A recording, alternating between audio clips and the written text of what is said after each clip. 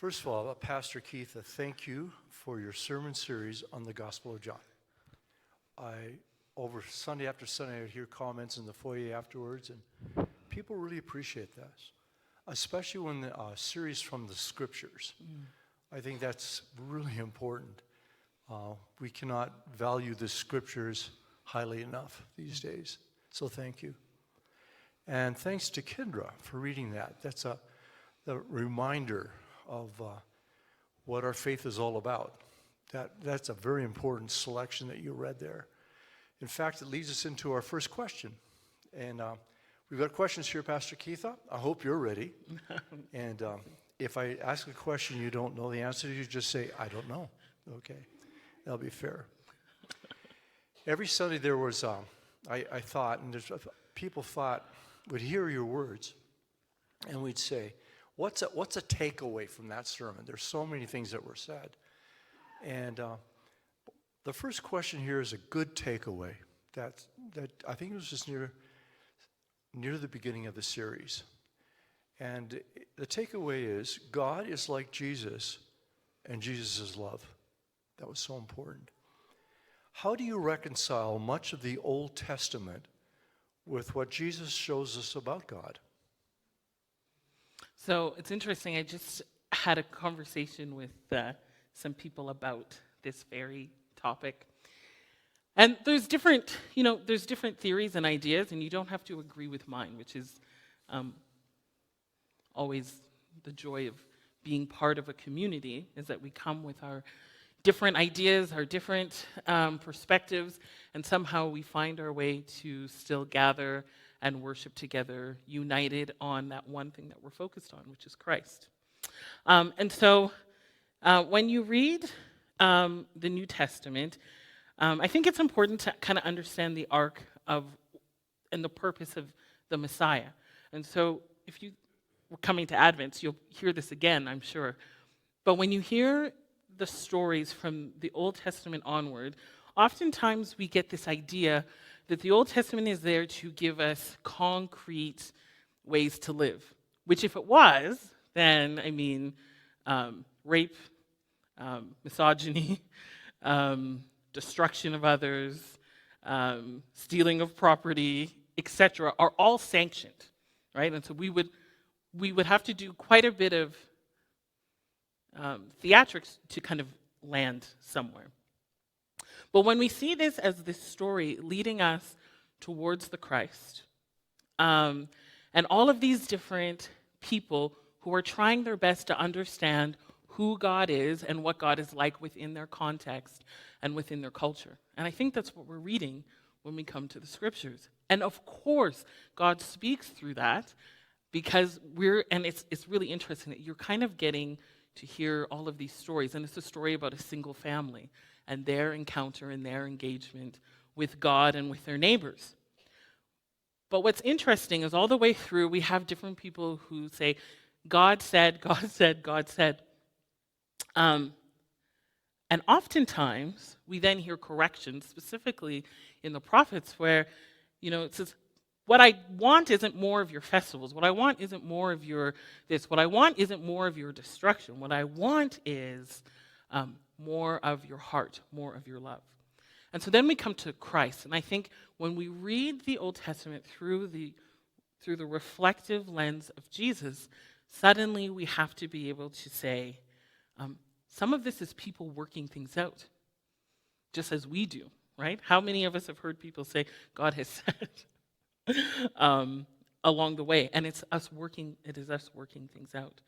And so there is a lesson to be learned, I think, I'm not a scholar, so there's people who've done a lot of work on this, but I think there's something really beautiful about being able to go to Christ and then be able to read backwards into the Old Testament and to be able to see the pieces where we see people kind of working out what does it look like to follow God. What does it mean? What does it mean to understand what God is like? And then suddenly there's the Christ who comes and says, this is what God is like. And I think we all see Jesus as being the one who says, this is what God is like, right? That's the joy of the incarnation. And so to eliminate that, and it's interesting, I was listening to something from N.T. Wright, and he said it's so interesting. He said, oftentimes people come to the Gospels, and he said it's like the crudité at the beginning of a meal. And people seem to think, oh, well, that's just the light stuff. Let's get into the heavy of Paul. Let's get into the heavy of the Old Testament. But he said it's really important that people look first at Jesus as a means to understand the rest of the Scriptures. Jesus isn't the afterthought. Jesus is the point. So then, following that, Jesus, when he was here, he gave his followers a new commandment. He called it a new commandment. Does this new commandment supersede the commandments of the Old Testament? Or is it simply an add-on to the list of all the commandments? Say that again. Sorry. Let's try that again, eh? Yeah. Jesus gave his followers a new commandment to love one another. Mm-hmm. So is it a new commandment that overrides all the other commandments? Or is it added on to like commandment number 11? Or if you do a count, there's 613, this becomes 614. Well, it's interesting because when that question is asked of Jesus, his answer is pretty clear. He said, so you have all of these commandments, but these are the commandments. He says all of the commandments can be summed up like this: love God and love your neighbor. And so I don't think that it's an add-on. I think he's saying contextually, those 613 were intended to help you love your neighbor. They weren't intended to help you cause more harm. When we think about the 10 Commandments, they were intended to help you love God and love your neighbor. And so here we continue with this kind of summary of how do we now live. We live in a way that demonstrates that we love God and we love our neighbor. So that dive in. When we love the first commandment, all the other commandments get worked out eventually. And have to be worked out through that. Through that. Yeah. Not, we're going to pick this commandment to live out this week. Right. Okay. So when we don't steal, don't kill, that's coming out of a love for the neighbor, not... And a love for God. And a love for God. Yeah. Not that I want to simply obey a commandment because we have to obey commandments. Right. Which is very much about this idea of transformation, right? So we talk a lot about... this idea of being transformed. And one of the kind of dichotomies I think that we have is some say faith is about changing you as a human being. Others say faith is about changing society. And I wonder if in that relationship that we see with Jesus, if we don't see that the two are most necessary to work together. That this idea of engaging with God, right? So this idea of wanting to walk into transcendence, this idea of wanting to be known and to know that you are known by the divine and the Creator. I think that's a really beautiful and important part of what it means to understand what God is like and what it means to be in relationship with God. But if it stops there and is an individual change, I'm now changed, so I'm now a great person, but my change doesn't allow me to create change and doesn't allow me to speak change, right? And doesn't think about things both in terms of my family and my neighborhood and my community and my world, then I think we've kind of missed a thread of the gospel, and it kind of starts to fall apart, because you have to do a little bit of a dance to be able to say, I'm changed, so that's good, without saying I'm changed, so that now has propelled me to think about how to care about others. Something as simple as do not steal. Is that making sense? Right? We can think, I no longer steal. But then are we comfortable if we are participating in systems that lead to stealing? And I don't think we often think about those kinds of broad connections. So how crucial is transformation of the human heart to the coming of God's kingdom? So I think it is both in being transformed and participating in transformation that we see this idea of, as it is in heaven, coming to life on earth. I think those two things kind of work together. And I think what's interesting about the book of John in particular is that, because it's a little bit different than the other Gospels.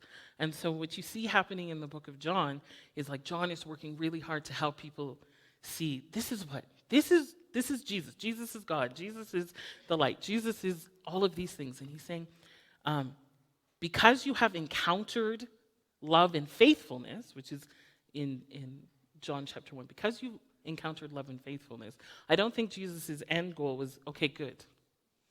Good, you've encountered love and faithfulness. But then we see his interactions, and we see his interactions, for instance, with the lame man. And when he encounters the lame man and he heals him, I believe he heals him on the Sabbath, and all around him there are people who are saying, what happened? Why are you healed? Like, that's the question. The question isn't, yay. It's not like, how did this happen out of joy? It's like, how did this happen on the wrong day? How did this happen at the wrong time? You should not. And we forget too about this idea of, as he's sitting by the pool and waiting to get brought in, we forget about how there were so many people around. And so Jesus could have said, well, I'm going to fix the system here, and I'm just going to work on that. But instead, he comes and he just picks him up and moves and heals him. So I don't think it's just systemic, but I also think it's not just personal, if that makes sense. And so we have this other piece where we dive into Jesus also goes to the system that would want to keep the man lame for even one more day rather than allowing him to have freedom. And he says it should not be so. And he confronts that system. So he heals the individual, and he also confronts a system that would be more comfortable with him being left lame rather than healing. And I think those two things merge, and I think that's very much Christianity worked out. Yeah, that's important because a lot of us from an evangelical background would say actually it's just personal. It's just an inside job. Someone from more of a mainline denomination would say actually it's systemic. That's where the action is. But I hear you saying that it's both and. It's personal and it's systemic. Because the Free Methodists like to live in the mainline and the evangelical world, so we have to say both and. Yeah. Which probably is a challenge to work that out, because we probably have a tendency to go one or the other. Yeah. We can only think of one thing at a time. And so to say it's both and, it's a challenge. Yeah. That's where we need good preaching from the Gospel of John, I guess. Question. Speaking of systemic, Jesus was confronted by the political and religious systems of his day, and in turn, he challenged them. How does a Christ follower reconcile being involved in politics with following the way of Christ today? Well, I guess it depends what you mean by politics. Sometimes when we think about politics, we think about a politician. And I think I think it would be challenging to live out kingdom principles and seek to get reelected. I'm not convinced those two things always work well together.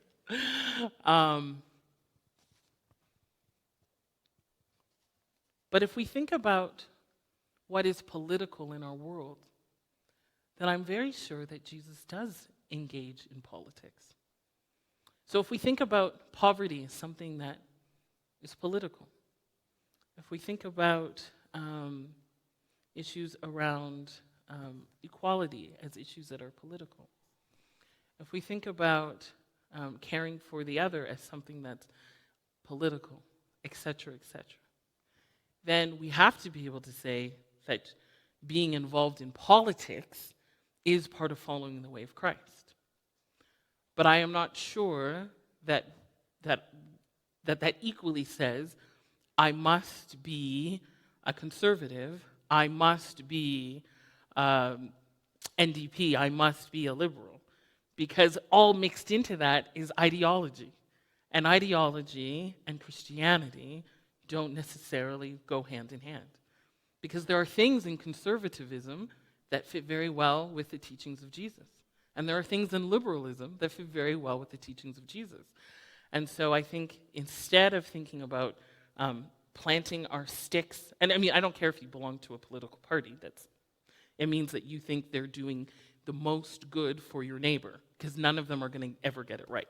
And if we imagine that one is holy and one isn't, then they all kind of do the same things. But generally, I always say, vote for who you think is going to do the most good for the person who is not as well off as you are. Right? So that's how I vote, is I think about how will these policies affect someone who is not as well off as me. And for some people, they'll vote here, and some people will vote here. But it's all, I think, as Christians, we're thinking, not politically, but we're thinking, how do we show love for our neighbor? How do we show love for the other? How will this person demonstrate glorification to kind of the principles and ideas of the Jesus way? And so when we think about things like caring for the poor, I mean, sometimes we think of that as a social work, rather than thinking of it as it's part of politics. And so as Christians, I think we should have a voice in not just feeding the poor, but also trying to eliminate poverty. We should have a voice not just in ensuring that we create a space that presents equality for genders, but we also want to ensure that where there is not that equality, that we are saying it should not be so, rather than just leaning into ideology, because that tends to get us into trouble, regardless of where and how you vote, in my opinion. So it's a matter of loyalty. A Christ follower is first and foremost loyal to Christ and his kingdom, and then fleshes out in systems, in politics, in society. Well, in life, right? In life, yes. Yeah. So rather than the other way around, or trying to make one fit into the other. Because Christ in his day came up against the political system and the religious systems, and both did him in. Yeah. In the Gospel of John, during the time of the crucifixion, he was on trial both with the religious system and the political system. Both systems turned on him for their own reasons to eliminate him and kill him. And they didn't have the same agenda. They had their own agenda. Yeah. And so maybe the callings you're saying is, regardless of where we stand, always check, do a self-check, is this in keeping with the kingdom of God? And I can be loyal to some degree, but there comes a point where we might have to part ways, because... Or part ways on an issue. On an issue. Maybe the majority still fits with the way that you have come to understand what God is like. Yeah. But you're like, I can't agree with this issue, but I can agree over here. But more so than that, I think we have to recognize that while Jesus doesn't take his side on if you're an American, Republican, or Democrat, Jesus does take his side on humanity. And I think when we read the Gospels, we see that Jesus is on the side of justice. He's on the side of, so back to the lame man. This man is lame. Do I walk by, or do I change the situation for him? So it's people first over politics for Jesus. When you read the Gospels through, it's interesting. I see Jesus went to the temple and he went to synagogue on the Sabbath day. But almost inevitably, he went there to teach.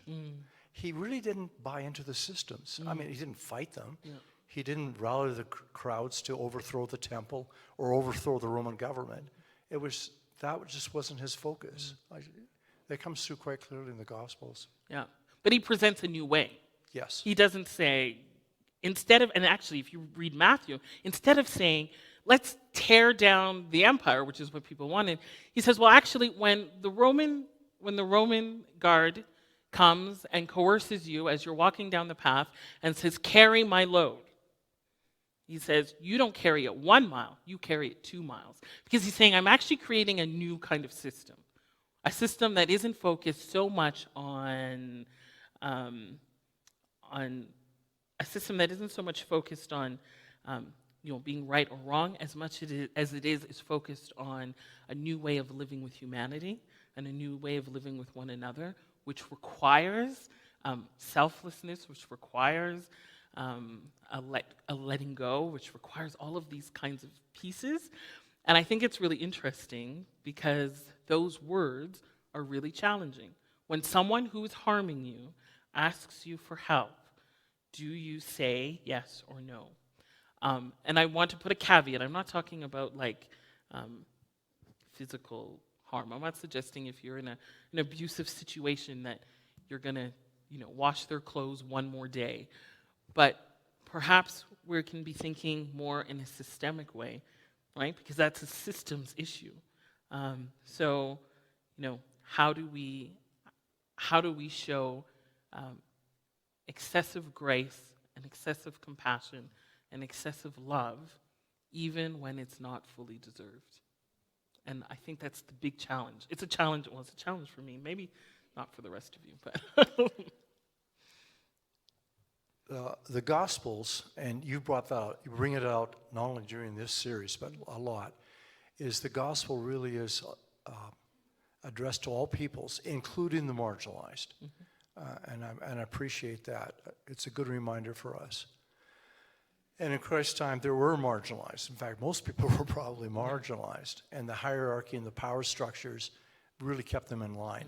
That was the whole point. And what's interesting about that is that, so the religious leaders were marginalized, but then they tried to gain power in that structure and to oppress the people around them who were also marginalized. So the marginalized oppressing the marginalized, and Jesus confronts that and says it should not be so. So it's not just about, oh, well, you're considered on the margins, so whatever happens goes. You can do whatever you want. That's not what Jesus says. He says there's a new way of living, this kingdom idea. It's not just, oh, because you're not as recognized, so therefore do whatever you want. Instead, it's you might not be recognized, but don't lord the little bit of power you have over the other, regardless. Just because you're still on the edge, but you happen to be just a little higher up, don't use that power to then crush another. Don't use that power to keep another man lame. Don't use that power to keep another person outside of this system of worship. That brings us to another question here. Sometimes oppressed people resort to victimhood as a way of dealing with their circumstances and the system. How did Jesus respond to those who would use victimhood for their gain? Well, I think it's kind of what I just said now, is so that just because you're in this space doesn't necessarily require you to try to push another down. But I would also say that if you're oppressed, you probably are a victim. So it might not just be making up victims. You might actually be a victim. And I wonder if, in the scenario of the religious elite versus the everyday people, I wonder if Jesus would have been more concerned with those who tried to call themselves victims because they were losing their capacity to oppress. Does that make sense? Mm-hmm. So I wonder if that would have been the stronger thread. And we kind of see it in the interactions when Jesus heals or Jesus engages in something, and then, all throughout John, you see then the religious kind of show up. Like they're always watching on the sides, and then they show up and they have a problem with the freedom of another person. And their biggest fear with the freedom of the other person is, one, Jesus is putting a spotlight on them because of the empire is watching. And if people start following Jesus so closely, it could cause harm to them. They could be, physically harmed. But I also think, I have to keep my train of thought, but I also think that there is this idea that just because you have a little bit of power, you should not use that power to push another person down. And when you find yourself, and when you find the systems or the situation for another, when you find someone reaching for freedom, and you find someone looking for liberation, and you find someone moving towards liberation, perhaps it is not the best thing to feel that their freedom and their liberation means I am now oppressed. And I think that that's the kind of victimhood that I would say to the church today is problematic. That, as we see the world changing, and then we say, well, we're the victims. We're the victims.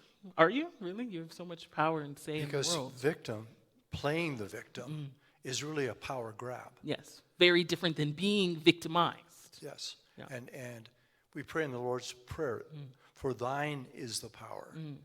Somehow with victimhood or other ways, we say, actually, I need to keep some power in this game we're going on.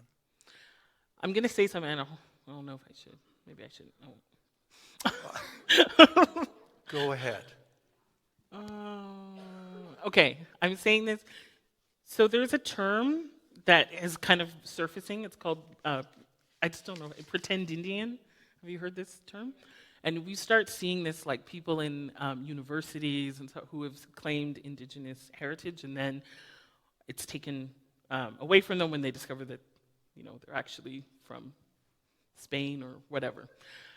I think that's a nice picture of using victimhood for gain, which is why people speak out against it so loudly, is if you're going to, you are using the pain of another person, you are using the history of another person to gain accolades, to say, I did this for my people, when you could have just said, I did this for these people. And you might not have gotten this Indigenous award, you might not have gotten any award, but you would have been an ally. You would have been someone who was, and I think when I think about that, victimhood for gain, I think that kind of is a picture of that in modern times. That I know it's a dicey issue, so don't come at me after, please. I think a lot of these topics are hour-long conversations, and we're just kind of skimming over the top. And I would hope that later on, when we meet over coffee tables or restaurants, that some of these conversations could continue about power and victimhood. One more question, if we got time. Yes. Every Sunday when we come into the auditorium here, up on the screen will be the values of our church. I think there's 4 statements. And the board established these about, how many years ago, Rochelle, was that? And I remember when I first saw them, I was absolutely amazed because I've been around churches and board meetings and so forth where you make statements that are good and then you put them in a drawer until the next cycle of having to come up with church values.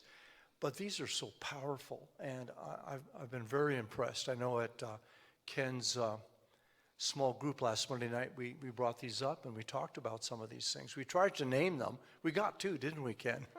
Until someone had to look it up. But there are 4 statements that are so powerful and they're so well worded. I really like them. I even suggested we should have them painted on the 4 panels here on the side, but I'm not sure Ruth can get up there with a brush. So. Those 4 statements are very good. My question to you is the Gospel of John and our 4 value statements, how well do they mesh? How well do they come together? Or do they?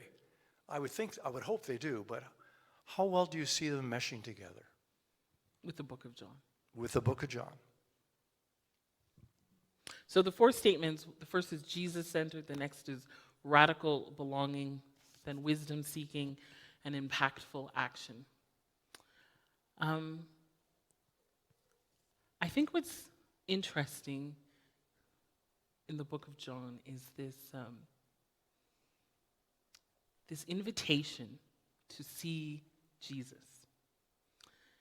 To see Jesus, to know Jesus, and then to be known by Jesus. You see it kind of like at the end, when that conversation with Peter, where it kind of is that culmination of to see Jesus, to know Jesus, and to be known by Jesus. And I think the reason John wrote this was really to convince those who were struggling with, maybe this Jesus thing isn't that significant, or maybe Jesus was just a good guy, or maybe his teaching, maybe it didn't really happen. And John's like, no, it happened, and these are the exciting things, and these are the ways that you can know who Jesus is, and you can know when, and because you know who Jesus is, you know what God is like, right? And he tells all of these wild stories about transformation. And so I think when we think about our values systems, one, starting with Jesus-centered, I think it really fits well with John's engagement, with John seeking to answer the question, who is Jesus? And who is Jesus to you? Radical belonging. If you look at something as simple as the wedding at Cana, where Jesus really didn't have to do anything in that situation, but instead he chooses to invest in these people, in this family. We see radical belonging when we talk about the Samaritan woman, which we didn't talk about in this series, because I have this one sermon on the Samaritan woman, and I've preached it at this church before. So one day when I haven't had enough time to prepare it, I'll preach it again. But so this woman who he really should have nothing to do with, and he sits with her and he invites her to be a part of the kingdom, even though it is not yet time. Then we see the blind man, which we're going to talk about in the new year, and we see the engagement with Mary and Mary Magdalene, and we see this idea of Jesus rushing out to sit with Mary and Martha in light of their brother's death. All of these things are these pictures of a God who sees us. This God who sees us, and then he says, "You fit here, and you fit here, and you fit here too." And he confronts those things and those people who would say you don't fit, and confronts those things that say you shouldn't be included. And instead he says, no, you all can come to this beautiful table. And it just frustrates me so much when the church does the opposite. And then wisdom seeking throughout. Jesus allows, and I think Nicodemus is a really good picture of wisdom seeking. Nicodemus comes with his questions and his doubts, and Jesus takes time to engage him. And you notice that Jesus engages Nicodemus quite differently than he engages those who come to confront him. There's a difference by those who want to sit and learn. He's not there to defend anything. He's just there to say, this is who I am. This is who I am, and this is the invitation that is offered to you. The famous John 3:6. I can't even remember. For God so loved the world. For God so loved the world. You weren't in Sunday school. I wasn't in Sunday school last week. So, and then impactful action. Well, we see that all throughout, just in the ways that Jesus finds people where they are and chooses not to leave them, chooses not to ignore them, regardless of everything that suggests that they should be left. That it's not the right time, it's not the right day, it's not the right moment. And Jesus says, regardless of that, I will choose to participate in your renewal, And then I invite you to participate in the renewal of all things. And I think we see that mostly and I think we see that not mostly, but beautifully in that story of Jesus with the woman caught in adultery. That he could have easily and would have been justified according to the law, which is why we have to be careful about how we read Scripture. He could have been justified by according to the law, to pick up a stone and be the first to throw at her. Instead, he chooses to see that as a moment and as an opportunity to offer something that is a more just and more equitable world for this woman in that situation, and to give her opportunity to rise and try again. That's really good. Thank you. Thank you. It makes me happy to know that our board came up with these statements that so well, from what you said, so well matching with the Gospel of John and Scripture and the character of Jesus and who he is. Again, thank you for your energy, for all the time you put into your sermons. The Gospel of John is an important gospel, very important. And that the way you delivered it from Sunday to Sunday was a gift to our congregation here, to us. And it's one thing to come every Sunday, and it's another thing to go out and do thou likewise, to follow through. So I think that's a challenge for us now, to not let the words go by and keep it at an intellectual exercise, but to put into practice on a day-to-day basis the things you taught us here, the lessons you brought out, the ways of Jesus, so that it will change our lives. Our lives will be transformed, both individually and then corporately as a body. We will be a better church, a different church than we used to be. We'll grow. And thank you very much for that. Oh, thank you so much.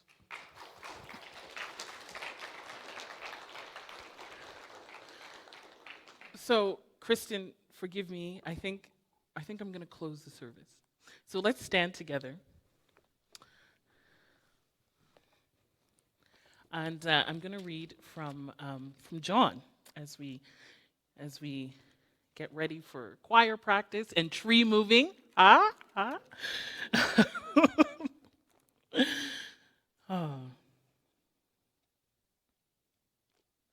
I am the vine, and you are the branches. Those who remain in me and I in them will produce much fruit, for apart from me you can do nothing.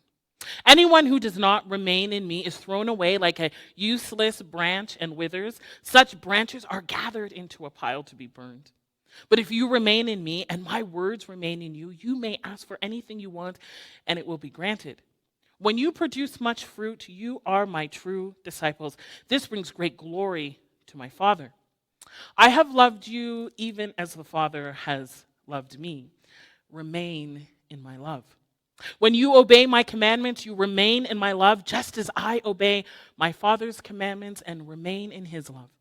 I have told you these things so that you will be filled with my joy. Yes, your joy will overflow. This is my commandment.